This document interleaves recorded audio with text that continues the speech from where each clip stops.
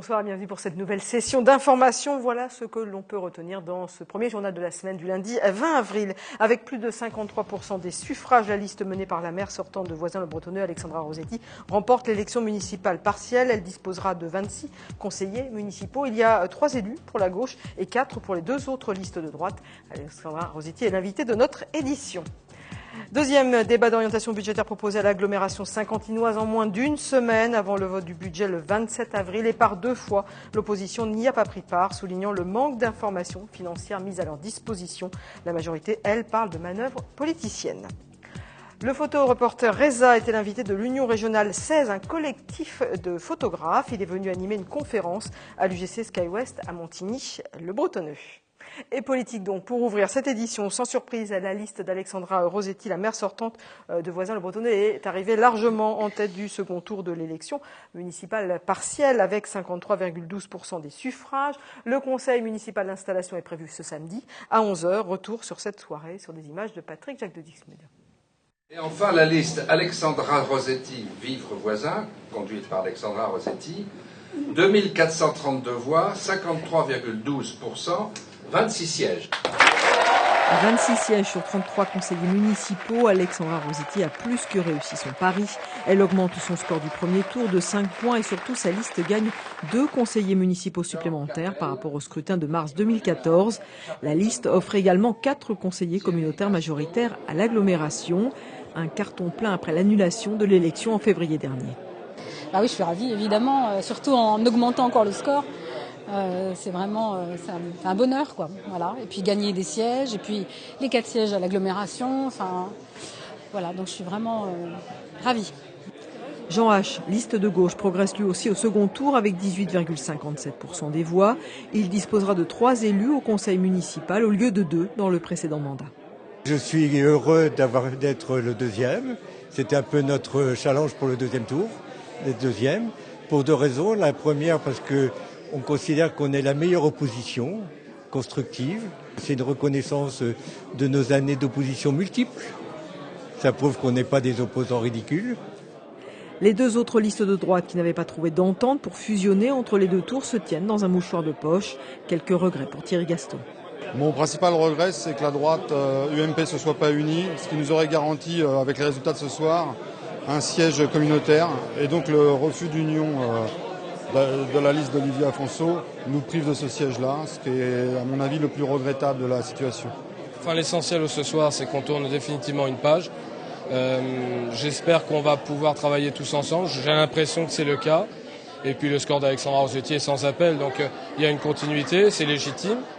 Il est temps de reprendre le chemin du travail. Les dossiers sont nombreux qui attendent Alexandra Rossetti et son équipe après cette interruption de 2 mois. Surtout les travaux sur la ville qui ont été stoppés, qu'il va falloir essayer de redémarrer au plus vite. Et puis il faut tenir des conseils municipaux, il faut voter le compte administratif, la baisse de la taxe d'enlèvement des ordures ménagères, enfin tout ce qu'on a laissé en plan. Le grand perdant de ces élections, Alexis Biette, l'ancien maire de Voisins-le-Bretonneux pendant 3 mandats. Après les élections de mars 2014, c'est lui qui avait déposé un recours devant le tribunal administratif, puis le Conseil d'État. Malgré tout, il avait renoncé à mener une liste soutenant Thierry Gaston. Aujourd'hui, il disparaît du paysage politique local et il ne siégera plus ni à la mairie, ni à l'agglomération. Pas de rancœur pour autant. Je suis, moi, satisfait de cette nouvelle élection, car elle s'est passée dans des conditions normales et je pense que c'est respectueux vis-à-vis des Vicinois. Le conseil municipal d'installation se tiendra samedi à 11h en mairie.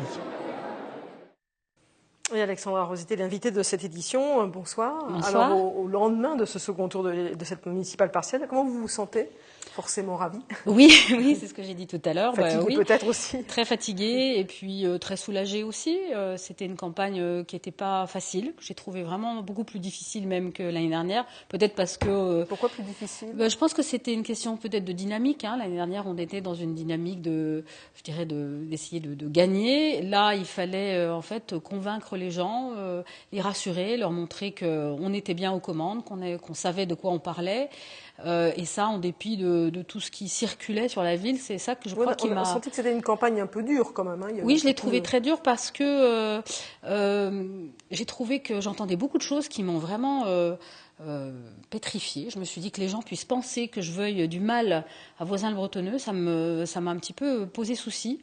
Donc on a eu à cœur de montrer qu'on savait de quoi on parlait et que, évidemment, tous autant que nous sommes, ma liste est représentative de tous les quartiers, bien, on aime tous ce voisin et on a tous envie qu'il garde le visage qu'on apprécie. Est-ce que vous vous sentez un peu renforcé à l'issue de ces nouvelles élections municipales? Vous avez un peu plus d'élus, vous en avez 26 maintenant, vous faites 53,12%. Est-ce que vous vous sentez renforcé? Ah oui, oui, les chiffres là sont sans appel et comme vous dites, on a en plus gagné 2 sièges supplémentaires. Donc c'est vrai que c'est le garant, je dirais, d'une vraie légitimité. Je pense que les Vicinois ont fait le choix, effectivement, de nous redonner leur confiance et de façon peut-être de façon plus éclatante. Toutefois, la guerre des droites, parce que Voisins-Bretonneux, c'est le symbole de la guerre des droites, elle existe toujours. Vous aurez 2 listes d'opposition à droite. Comment vous allez travailler avec, avec à la fois la liste de Thierry Gasto et à la fois la liste d'Olivier Afonso? Je pense que ça va un peu au-delà de ça. Je crois disons que vous avez tous les 3 la même couleur politique, ou en tout cas les mêmes orientations. Oui, alors politiques. après, on n'a pas forcément les mêmes orientations, peut-être pas de façon aussi marquée. Je pense que les 4 listes en présence, leur souhait, c'est effectivement d'avoir une ville qui ressemble à quelque chose que tout le monde désire. Enfin, je veux dire, c'est pas tout le monde veut du bien à sa ville. Après, guerre des droites, j'avoue que je l'ai pas bien senti. J'ai pas senti ça dans la campagne, en fait. C'est pas quelque chose qui m'a semblé flagrant. Et puis je pense que ce résultat montre que les électeurs, c'est contrairement à des élections peut-être plus nationales, voire départementales d'ailleurs, je pense que dans une commune, les électeurs, ils votent pour un projet, ils votent pour une équipe, pour une tête de liste, pour une personne, au-delà de voter pour un parti. Je pense que ça, c'est important. Quand on entend dans le reportage qu'Alexis Biette dit que ces élections ont été respectueuses vis-à-vis des Vicinois, vous avez l'impression que l'âge de guerre est enterré, ça y est? Bon, moi, je l'avais pas spécialement déterré, mais ça n'a pas été... cette façon de dire les choses a l'air de dire qu'on repart sur ces idées d'irrégularité qui me semblent vraiment... c'est comme ça que vous l'interprétez? C'est comme ça que je l'ai interprété. Ouais. Après, est-ce que la campagne a été respectueuse des Vicinois? Je ne crois pas. Ouais. Vu tout ce qu'on a essayé de leur faire croire, aussi bien par écrit que par des rumeurs, je ne crois pas que ça a été très respectueux de l'intelligence des Vicinois.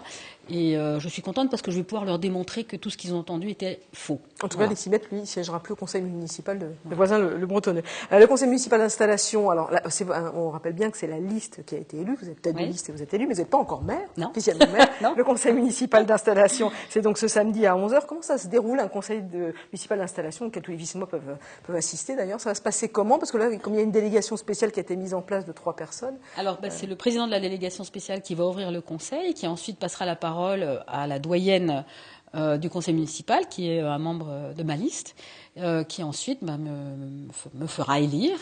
Et puis ensuite, ce sera à mon tour de faire élire mes adjoints. Qui seront les mêmes que... Qui seront strictement les mêmes qu'en mars 2014, tout à fait. Quelles conséquences pour la vie municipale, la vie politique municipale? Il y a eu beaucoup de chantiers arrêtés, 2 mois d'interruption comme ça, de vie Alors, 2 mois d'interruption, c'est pas anodin. Alors, c'est pas non plus gravissime, mais c'est pas anodin parce que, alors, ce qui m'inquiète le plus dans ce que je vais retrouver là, c'est par rapport aux travaux. Je pense en particulier aux travaux qu'on fait dans les écoles en été. Voilà, là j'ai cette question. Est-ce que on est encore dans les temps pour lancer des appels d'offres, pour pouvoir les démarrer dans les temps? Est-ce que les entreprises seront toujours disponibles? On a aussi des maîtrises d'œuvre à attribuer pour des rénovations, des réhabilitations en rapport avec un contrat départemental. Donc ces questions-là. Après, on aura un délai, effectivement. On sera au-delà du délai réglementaire pour la taxe d'enlèvement des ordures ménagères, mais ça, c'est comme le budget de la communauté d'agglomération. Hein, mais ça pourrait retarder vraiment des chantiers Ça va en retarder un, déjà sûr, c'est celui du gymnase, effectivement, où il y a une partie qui devait être faite cet été, qui sera faite en juillet 2016. Mais étant donné que tous les élus ont déjà siégé, connaissent bien leur dossier, je pense que les choses vont démarrer vraiment très vite. Et puis je crois que les services sont en attente aussi du retour de leurs élus et de reprendre. Voilà. Même si je sais qu'ils ont travaillé pendant 2 mois, mais c'est vrai que c'est plus compliqué quand il n'y a pas d'élus. Au niveau de vos dossiers prioritaires, évidemment, ça sera la remise. Oui, alors la remise, je suppose que la communauté d'agglomération a continué à travailler, évidemment, mais mes dossiers prioritaires, c'est vraiment ce qui va concerner le quotidien de la ville. Voilà, j'ai parlé des travaux, je parle aussi des subventions. Je pense que c'est ça qui doit vraiment avancer. Et puis ensuite, effectivement, il y a Alors si, j'ai quand même un dossier qui me préoccupe, c'est celui du plan local d'urbanisme intercommunal. Je dis qu'il me préoccupe parce que je voulais prendre le temps, moi, de concerter, de faire des réunions avec les habitants. Là, va falloir aller très très vite. Donc c'est vrai que j'aurai moins de temps, je dirais, pour consulter la population. Mais je le ferai quand même. Alors, autre satisfaction aussi que vous devez avoir, c'est que vous apportez 4 conseillers communautaires de votre liste à l'agglomération saint-quentinoise, parce qu'il y avait eu quand même la crainte à un moment de l'entrée de Jean H, votre opposant de gauche à la Casquisse, qui aurait en fait donné le même nombre d'élus de droite et de gauche, et une vraie satisfaction. Michel Augier vous a appelé pour vous féliciter. Ah oui, le président de la Casquisse. Oui, bien sûr. Et puis, oui, pour nous, c'est une vraie satisfaction. D'abord, effectivement, tout ce chiffon rouge qui a été agité, ce résultat montre bien que nous étions capables de prendre ces 4 sièges. Et puis, pour moi, c'est sûr que c'est toujours agréable d'être avec des membres de mon équipe et pas forcément... Parce que d'avoir quelqu'un de mon opposition dans la majorité, c'était pas facile non plus. C'est-à-dire qui était dans la majorité, mais qui était en même temps dans mon opposition, c'était pas simple. Et puis, ça assure un peu plus de stabilité. Alexis Biette siégeait, c'était le 4e homme, je ne sais pas si on dit ça comme ça. Oui, c'était pas toujours évident. Et puis, ça va donner un peu de stabilité à l'agglomération, même si on sait que dans quelques mois, de toute façon, on sera rejoint par un certain nombre de communes de droite. Donc, voilà. 5 communes en tout. Voilà, c'est ça. La Casquille, vous allez la retrouver le 27 avril prochain pour le budget. On se doute que ça ne va pas être facile. Le vote de ce budget, il a été repoussé en raison des élections, on comprend bien. Il y a eu 2 débats d'orientation budgétaire auxquels l'opposition n'a pas souhaité prendre part. Comment vous voyez ça? Un peu de l'extérieur, puisque vous savez. Oui, je le vois complètement de l'extérieur, mais ce que je regrette, c'est que je me dis que là, on a affaire un peu à mon sens, à une manipulation politique, parce que, n'ayant plus d'élus de voisins qui siègent, effectivement, refaire un DOB alors qu'on l'avait déjà fait, alors que nous siégions encore, ne pas y aller, c'est un peu une façon de montrer, de faire sa force ou sa possibilité d'influencer les choses. Je trouve que c'est pas très responsable, mais après, les élus font leur choix. Voilà. En tout cas, ça donnera lieu à certainement des discussions le 27 avril pour le vote du budget. Le budget, il en a aussi été question au sein du conseil départemental qui a voté donc son budget vendredi dernier. Vous êtes aussi une nouvelle conseillère départementale élue en binôme avec Yves Van Val. On regarde ce sujet signé Wilfried Richy et puis je vous fais réagir ensuite. Un budget d'environ 1,4 milliard pour 2015 voté vendredi par le département des Yvelines et l'accent mis sur le déploiement du très haut débit, du cadre de vie ou encore sur la réalisation des grands projets d'infrastructure. À première vue, la situation n'a rien d'inquiétante, mais dans le détail, il convient de souligner la difficulté à boucler ce budget. 129 millions d'euros, c'est la baisse sur 3 ans de la dotation de fonctionnement versée par l'État. Alors, entre hausse des impôts et économie, il a fallu faire un choix. Toutes les marges de manœuvre du département, on les a épuisées jusqu'au dernier euro. Donc ça veut dire que l'année prochaine, et donc ça commence dès maintenant, il nous faut mettre en œuvre un plan d'économie. L'objectif est vraiment de ne pas augmenter la fiscalité des Yvelinois, mais le gouvernement socialiste fait tout pour qu'on n'y parvienne pas, parce qu'on nous rajoute des charges, on nous rajoute des obligations, et donc c'est un vrai casse-tête. Le département des Yvelines n'est pas endetté. Donc justement, dans ces périodes de disette, c'est à ça que doit servir la dette, à condition qu'elle porte sur les investissements et pas sur les dépenses courantes. Dès que les choses iront mieux, naturellement, nous réduirons à nouveau cette dette. Et le président du département d'expliquer aux élus que dorénavant les subventions accordées aux communes ou aux intercommunalités seraient réduites, ce qui aura forcément des incidences sur leur propre budget. Il va falloir qu'on fasse des économies de gestion. Il faudra revoir certaines compétences qui sont les nôtres.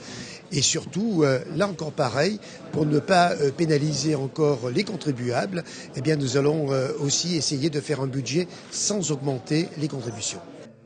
La culture, compétence facultative pour les départements, fera aussi les frais de cette vague d'économies.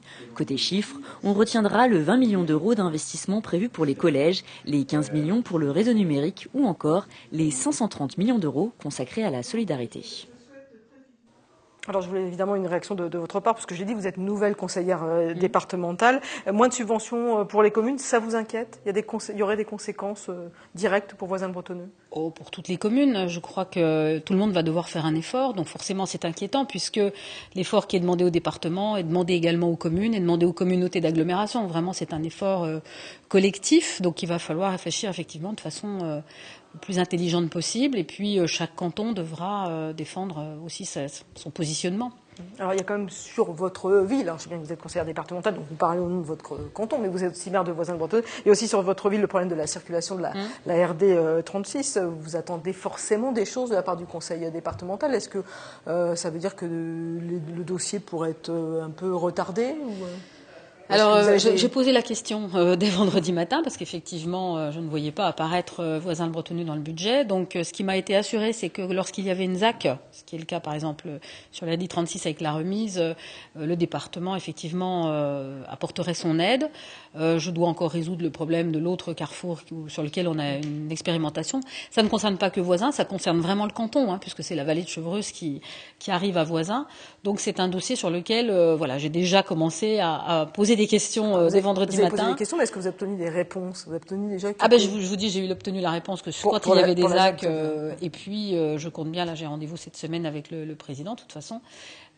Évidemment, j'y suis allée pour ça. J'y suis allée pour porter des projets qui, je dirais, concernent Voisins et le canton, évidemment, parce que tout est lié de toute façon. Donc, évidemment, que je serai attentive. Très attentive. Merci beaucoup, Alexandra Rosetti, d'être venue sur le plateau du journal au lendemain de la victoire de votre liste à l'élection municipale partielle. Et puis, je rappelle que le conseil municipal d'installation aura lieu ce samedi à 11h. Merci beaucoup à vous. Merci. Je vous en parlais il y a quelques instants. Un nouveau débat d'orientation budgétaire s'est tenu ce vendredi soir à la communauté d'agglomération de Saint-Quentin en Yvelines. Comme quelques jours auparavant, l'opposition n'a pas pris part au débat, estimant ne pas avoir assez d'éléments concrets en leur possession. La majorité, elle, parle de manœuvres politiciennes. La séance n'a pas duré plus d'1 heure. Le 27 avril prochain, vote du budget de la Casquie. Les élus seront fixés sur les choix financiers pour l'année. Un vote qui intervient tardivement en raison des élections annulées à Voisins-le-Bretonneux. Pour respecter la légalité, un nouveau débat d'orientation budgétaire a dû se tenir. Mardi, la séance avait été levée après 5 minutes, faute d'avoir atteint le quorum. Ce vendredi soir, pas de quorum à atteindre, mais c'est entre élus de la majorité que s'est tenue la séance, l'opposition ayant refusé de siéger une nouvelle fois. C'est un regret, puisque je pense que j'ai organisé un deuxième débat d'orientation budgétaire pour être en conformité avec les textes. Et d'ailleurs, c'était même à leur demande lors d'un des derniers conseils des maires. Donc je ne comprends pas pourquoi aujourd'hui ils ne sont pas là. Bon, je dis que c'est uniquement politicien, puisque tous les documents qu'ils demandent, ils les ont.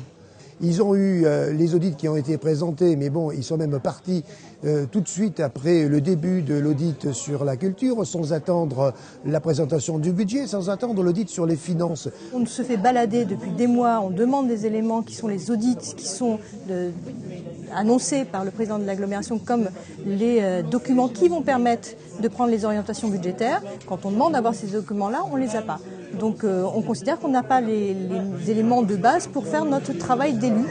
La seule chose qu'on a eue, c'est une synthèse d'un audit culturel avec des tableaux où on nous demande de trancher entre les scénarios ou est-ce que vous voulez supprimer 1,5 million, 500 000, 400 000 c'est pas sérieux, on en supprime, mais en fonction de quoi?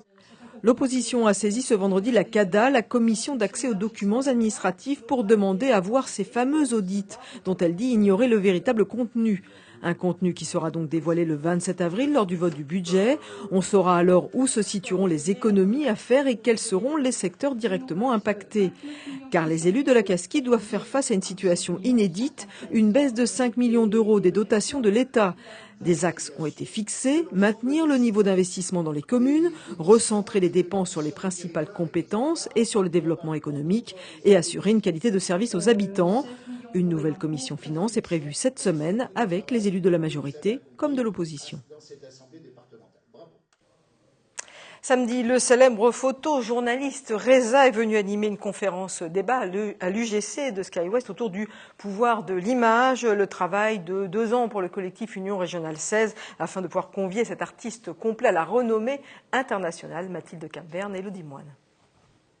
Invité à une conférence débat sur le pouvoir de l'image, Toujours armé de son objectif, le photojournaliste Reza part à la rencontre. Tout d'abord la rencontre du terrain, des peuples, d'une culture, puis vient celle du public. Et le deuxième rencontre, qui est aussi important que la première, c'est trouver des gens à qui je peux expliquer, je peux m'exprimer, mais je peux expliquer aussi toutes ces histoires que je viens de voir sur terrain. Parce que c'est un langage universel. Et l'utilisation que je fais de cette photo, qui est justement devenir un médium entre celui que je photographie, l'histoire que je vis et les gens qui regardent. C'est ça qui m'importe. Il a fallu 2 ans à ce collectif de photographes pour organiser le rendez-vous. L'objectif, apporter un nouveau regard photographique à des amateurs de l'image.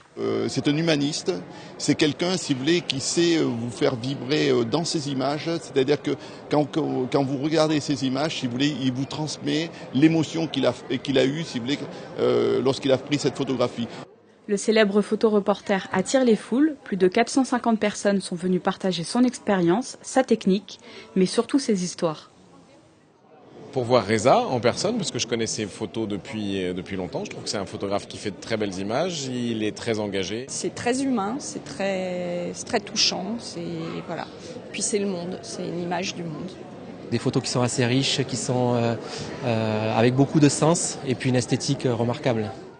À 63 ans, Reza a reçu de nombreux prix pour son travail. Son prochain projet, Les migrants dans le monde, un travail de 5 ans avec le Haut Commissariat aux réfugiés. Et ce mercredi, dans l'émission culturelle Kiosque, vous pourrez retrouver un long entretien plus intime avec Reza. Et puis rien à voir, mais si vous êtes fan du jeu des 1000 €, jeu diffusé chaque jour de la semaine à 12h45 sur France Inter. Rendez-vous demain, mardi, à l'espace Michel Petrucciani de Villepreux à 18h30 pour une session d'enregistrement. Allez, du sport pour finir ce journal. Direction Montigny, le Bretonneux, le stade Jacques Maréchal pour le premier match à domicile des Cougars contre Eysines. Alors un résultat plutôt mitigé. Les Igny-Montins se sont inclinés dans la première partie 11-8. Les joueurs de 50 ans en Yvelines ont ensuite remporté leur deuxième match 10-7. On va regarder ce sujet signé de notre spécialiste baseball qui est vraiment devenu fan après avoir testé ce sport, Michael Elmidoro, sur des images de Patrick Jacques de Dixmude. Les Cougars de Montigny-le-Bretonneux ont lancé leur saison à domicile ce dimanche. Pour leur premier match, les Igny-Montins ont accueilli Eysines au stade Jean Maréchal. Les Cougars ont perdu la première partie sur le score de 11-8. Ils se sont ensuite rattrapés dans le deuxième acte en remportant le match 10-7. Cette rencontre a permis de jauger le potentiel de l'équipe dans ce championnat de deuxième division. On a un bon potentiel, oui, moi je trouve qu'on a une belle équipe, quoi. Le secret, c'est les lanceurs. Si les lanceurs sont en forme, ça va. Et la frappe, si nous on répond au bâton présent, il n'y aurait pas de souci. Mais le championnat, je trouve que le championnat il est assez relevé cette année, quoi. Les équipes, ils ont des étrangers, ils ont de bons étrangers d'ailleurs, des Américains, je ne sais pas si c'est un Cubain ou Vénézuélien. On est en forme déjà, on frappe bien, on défense bien, sauf que en hiver on s'entraînait pas beaucoup en fait, donc j'ai peur un peu après. Cette année, les Cougars de Montigny-le-Bretonneux nourrissent de grandes ambitions dans ce championnat.